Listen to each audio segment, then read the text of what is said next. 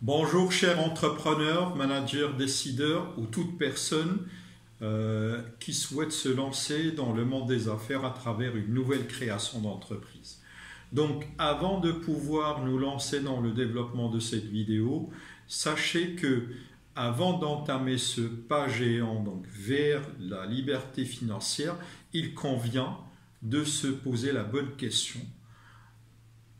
Quels sont les différents types d'entrepreneuriat qui peuvent exister, et sur la base de ça, je pourrais identifier plus tard quel est le type d'entrepreneuriat pour lequel je suis fait, ou quel est le type d'entrepreneuriat que je souhaiterais investir.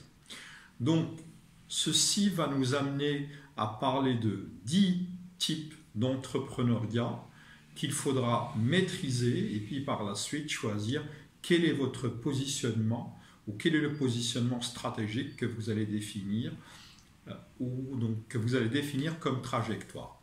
Donc, premier élément, ou premier type d'entrepreneuriat, on parle d'entrepreneuriat des petites entreprises. Là, je suis en train de parler d'une entreprise unipersonnelle, c'est-à-dire qui va être portée par une seule personne.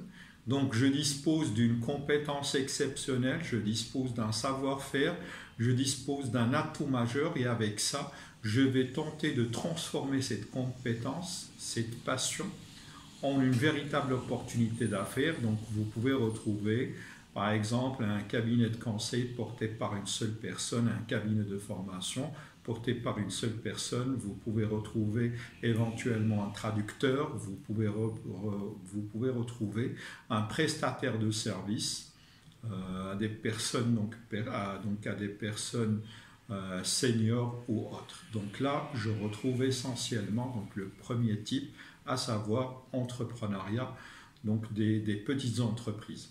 Deuxième type d'entrepreneuriat, c'est un entrepreneuriat de démarrage évolutif.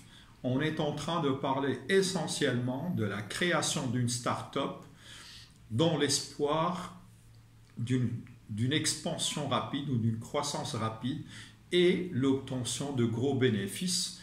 Là, nous sommes en train de parler d'une start-up qui peut démarrer avec une très petite structure. Donc, je peux parler de la TPE qui va rapidement mobiliser un certain nombre d'atouts susceptibles de lui permettre d'assurer une forte croissance, et donc elle deviendra une moyenne entreprise. Et donc par la suite, et par l'évolution des choses et par sa démarcation sur le marché, elle pourra devenir une grande entreprise, devenir plus tard donc un groupe national, régional et international. Voilà pourquoi on parle de ce qu'on appelle un entrepreneuriat de démarrage évolutif. Troisième type d'entrepreneuriat, c'est quelque chose de fondamental qu'on retrouve chez certaines personnes rares qui veulent concilier entre deux dimensions, à la fois le salariat et l'entrepreneuriat dans l'entreprise dans laquelle on a évolué. Donc, entrepreneuriat interpelle toute personne ou tout employé motivé et qui va être orienté vers l'action. C'est-à-dire qu'en dehors des heures que vous consacrez au travail quotidien, à vos tâches quotidiennes, vous allez consacrer peut-être une partie de votre budget horaire à réfléchir à des projets susceptibles de favoriser soit des économies d'énergie, soit des projets qui peuvent représenter de nouveaux relais de croissance pour l'entreprise, ou éventuellement des projets portant sur le développement d'une large gamme de services que l'entreprise a tout à gagner en l'exploitant. Donc là, on est en train de parler de ce qu'on appelle l'intrapreneuriat, c'est-à-dire que là, vous allez développer une fibre d'entrepreneur en interne, c'est-à-dire à l'intérieur de l'entreprise.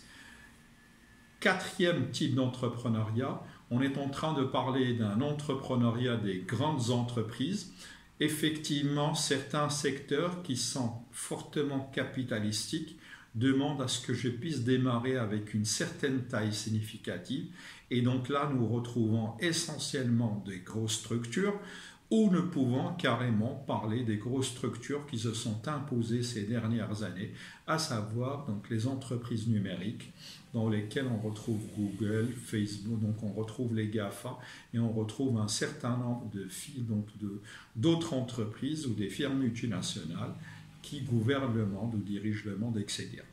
Donc là, nous sommes par rapport à des tailles, donc à une taille minimale critique. Donc c'est l'effet taille qui fait la caractéristique de ce type d'entrepreneuriat. Cinquième entrepreneuriat qui est très propagé dans le cadre de certaines économies émergentes ou dans le cadre de certaines économies sous-développées, dans la mesure où nous sommes en train de parler beaucoup plus d'un entrepreneuriat imitatif. Vous avez le verbe imiter, et donc on est en train de faire prospérer le copier-coller. Donc là, on va attendre à ce que des entrepreneurs viennent avec de nouvelles idées dès qu'ils vont les lancer. Donc une fois qu'on va sentir que c'est quelque chose de rentable, de viable, on va copier le concept et des fois on peut le copier donc à la lettre. Sixième type d'entrepreneuriat qui est exceptionnel, c'est un entrepreneuriat innovant. Donc dans ce type d'entrepreneuriat, on va mobiliser l'innovation et la créativité, et donc on va mettre en place des idées novatrices sur la façon de démarrer donc des entreprises, et donc essentiellement donc on va être porté par une vague d'innovation et de créativité qui va nous permettre de lancer de nouveaux services sur le marché. Numéro 7, nous avons ce qu'on appelle l'entrepreneuriat acheteur.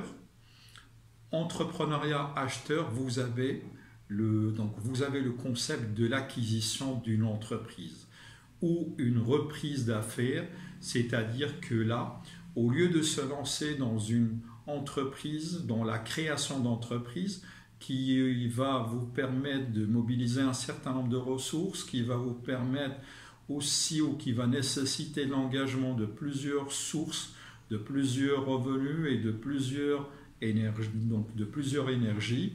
Vous aurez peut-être 3 ans à vivre dans une situation de doute dans laquelle vous allez chercher à vous rapprocher beaucoup plus peut-être du seuil de rentabilité ou de la zone des gains. Vous aurez besoin de faire vos marques, vous aurez besoin de construire votre réputation, vous aurez besoin de consolider votre image de marque, et donc des fois on peut prendre la solution d'acquérir une entreprise qui existe déjà. Et donc on est en train de parler d'un entrepreneuriat acheteur dans lequel nous allons développer une acquisition d'une entreprise en développement ou bien établie et l'aider à prospérer. Donc là, vous prenez quelque chose qui existe déjà, vous allez le booster, vous allez le développer et le faire prospérer. Donc, 8e type d'entrepreneuriat que je considère comme étant le top du top ou éventuellement la meilleure incarnation de l'entrepreneuriat, on est en train de parler d'un entrepreneuriat chercheur. Entrepreneuriat chercheur, vous avez le terme research ou vous avez le terme donc recherche scientifique. Donc là, on est en train de parler d'une excellente idée de lancement d'une entreprise qui va être fortement associée à la recherche universitaire et à une compréhension de la meilleure façon d'utiliser au maximum des ressources limitées. Donc là, dans ce type d'entrepreneuriat, on est en train de mobiliser la matière grise, on est en train de mobiliser la recherche scientifique, et nous sommes en train de joindre à cette recherche scientifique le talent et la pertinence d'utiliser des ressources rares, des ressources limitées, pour lancer quelque chose d'exceptionnel. Et donc, pour les investisseurs, pour les bailleurs de fonds, ce type d'entrepreneuriat représente l'oiseau rare. 9. Entrepreneuriat hustler. C'est un entrepreneuriat qui est un peu spécifique, qui est lié à une certaine catégorie d'entrepreneurs. Cette catégorie d'entrepreneurs partage le point qu'elle n'a pas peut-être un système de valeurs, elle n'a pas un certain nombre de principes, et donc le seul principe chez elle, c'est le principe du gain. C'est le principe de la création de richesse au détriment des autres indicateurs qui peuvent motiver la création d'entreprises. Donc, dans ce type d'entrepreneuriat, vous allez retrouver des entrepreneurs qui sont capables de vendre n'importe quoi à n'importe qui, et on peut éventuellement retrouver dans le cadre de ce type d'entrepreneuriat des arnaqueurs par la force des choses, ou des arnaqueurs qui ont cette passion pour l'arnaque, etc. Dernier type d'entrepreneuriat, c'est le 10e, donc on parle d'un entrepreneuriat social. Là, votre principale motivation, c'est la défense d'une minorité, c'est la défense d'un intérêt particulier par rapport à une minorité, c'est la poursuite d'un objectif noble, c'est la poursuite d'une cause que vous allez défendre, corps et âme. On parle d'entreprise à but non lucratif, ou hybride, engagée dans le changement social ou environnemental.